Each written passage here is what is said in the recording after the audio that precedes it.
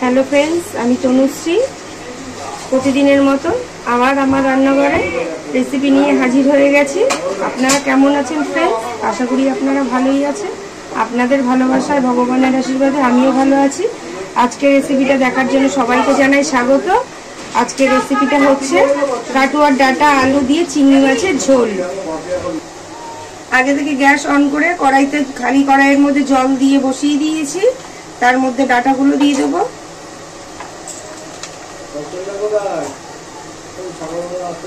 আর একটু এরকম নিয়ে যাবে না, পিকচারটা ভালো বড় দেখায়। জলের মধ্যে ডাঁটাগুলো দিয়ে দিয়েছি, তার মধ্যে অল্প করে নুন, যাতে ভালো সেদ্ধ হয় আর ডাঁটার মধ্যে নুনটা ঢুকে যাবে, খাওয়ার সময় পানসা লাগবে না। তাহলে একটুখানি হলুদ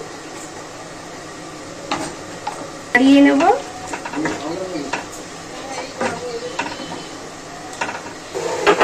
ঢাকা দিয়ে কিছুক্ষণ এরকমভাবে রেখে দেবো। কিছুক্ষণ ঢাকা দিয়ে রেখে দিয়েছিলাম।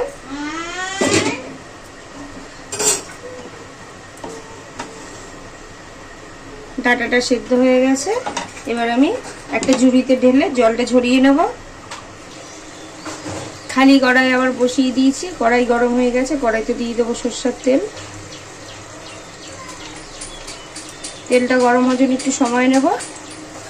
তেলটা গরম হয়ে গেছে, ফোড়ন দিয়ে দেবো কালো জিরে,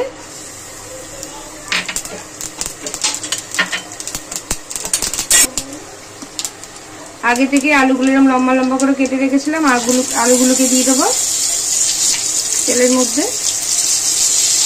নেড়ে করে ভেজে নেবো আলুটা।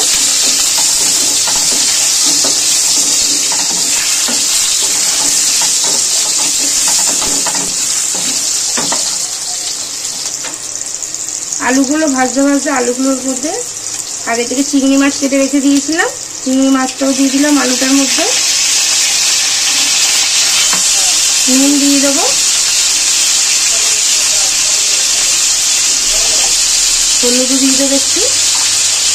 এবার চিংড়ি মাছ আলু দুটো একসাথে করে ভাজবো।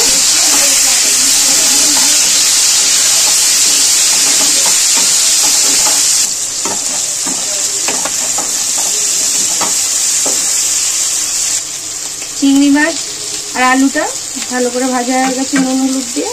আগে থেকে যে ডাঁটাগুলো সেদ্ধ করে রেখেছিলাম ডাঁটাগুলোও দিয়ে দেবো। ডাঁটাটাও একটুখানি নেড়ে চেড়ে নেবো আলু চিংড়ি মাছের সাথে।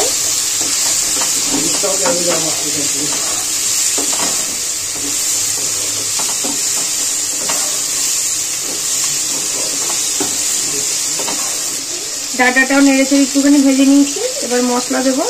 আগে থেকেই আমি বাটির মধ্যে গুঁড়ো মশলা একটু জলে ভিজিয়ে রেখেছিলাম। ধনের গুঁড়ো, জিরের গুঁড়ো, লঙ্কার গুঁড়ো আর হলুদ। মশলাটা দিয়ে দেবো এর মধ্যে।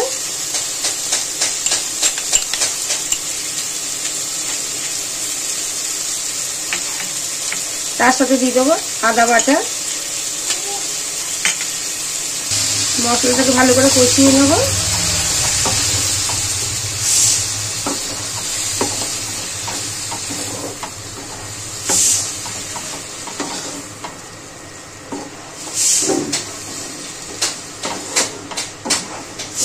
মশলা কষাতে কষাতে আগে থেকে টমেটো গ্রেট করে রেখেছিলাম, টমেটোটাও দিয়ে দেবো। এটা দিয়ে ভালো করে কষিয়ে নেবো টমেটোটা দিয়েও।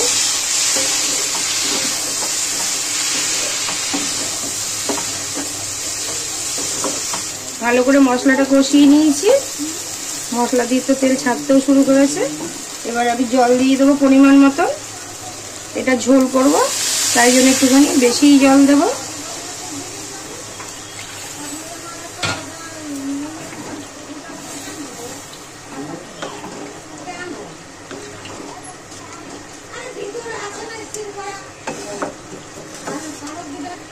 স্বাদ মতন আবার একটু নুন দিয়ে দেবো। 4টে গোটা কাঁচা লঙ্কা উপর দিয়ে দিলাম। দিয়ে আবার কিছুক্ষণ ঢাকা দিয়ে রেখে দেবো ফোটার জন্য ঝোলটা।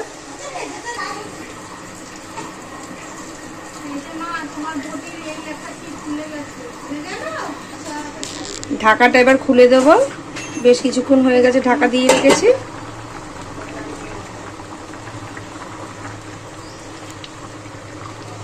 তৈরি হয়ে গেছে আমার কাটুয়া ডাটা দিয়ে আলু দিয়ে চিংড়ি মাছ দিয়ে ঝোল।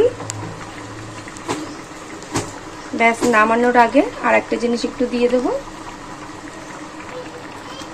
ব্যাস নামানোর আগে একটুখানি গুড় দিয়ে দেবো, আখের গুড়। এটা শুধু সুগারের জন্য না, চিনি খাওয়া কারোরই বেশি ভালো না, ওই জন্যে আমাদের বাড়িতে খাওয়া হয় না, তাই গুড় দিয়ে দিলাম একটুখানি। ডাটাতে তো একটুখানি চিনি না দিলে বা মিষ্টি জাতীয় কিছু না দিলে পানসে ভাতটা থেকেই যায়। ব্যাস এবার আমি নামিয়ে নেব ডাটা আলু চিংড়ি দিয়ে ঝোল।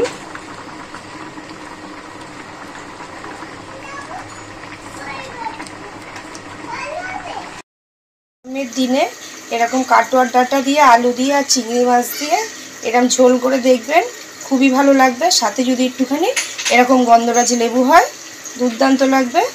মাছের ঝোল তখন করে আর খাবেন না, মনে হবে চিংড়ি মাছ দিলাম ডাটা দিয়ে আলু দিয়ে ঝোল করি। যদি রেসিপিটা আমার দেখে ভালো লেগে থাকে তাহলে প্রতিদিনের মতন ভালোবেসে বলবো বাড়িতে একবার করে দেখবেন বন্ধুরা। প্রতিদিনের মতন সাপোর্টে থেকে ভালোবেসে লাইক শেয়ার সাবস্ক্রাইব করে দেবেন। ভালো থাকবেন, সুস্থ থাকবেন। Thank you. গরমে সবাই সাবধানে থাকবেন।